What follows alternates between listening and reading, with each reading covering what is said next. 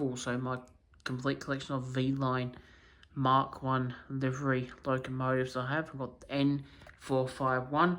It's my newest V-Line loco in HO scale I've got in the Mark 1. Next to it is, but behind it is G512 in the Mark 1 livery.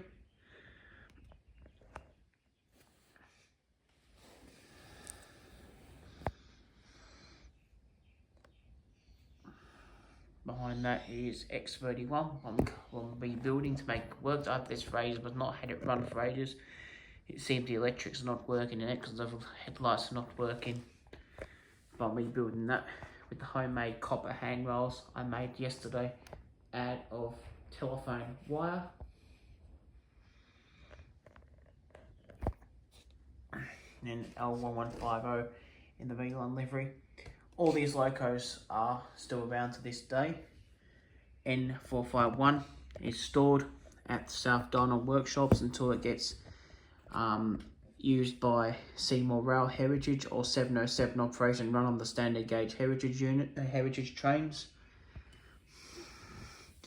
G512 is still in service. That's owned and operated by Cube, and it's painted in the blue and white livery.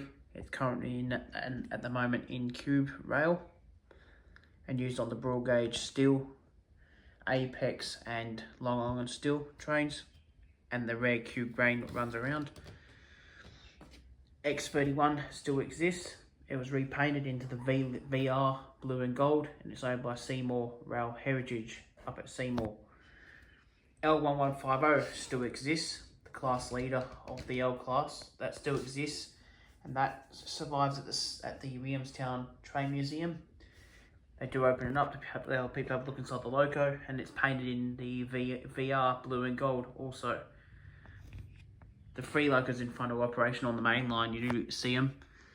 But in 2025, not just yet, but V-Line haven't repainted one of their in-class into the V-Line orange and grey. But I hope that happens in the future, so I get to see this livery in real life.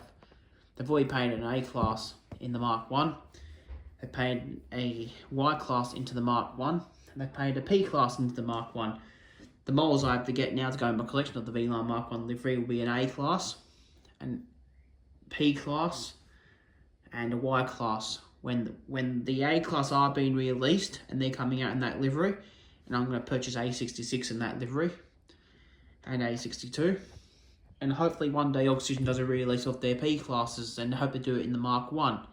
So I'll buy a P class and Mark 1 livery. I do have a few models, and I'm not going to paint any of them. I'm going to keep them the way they are. But this is my full collection of V-Line MK1 livery locomotives.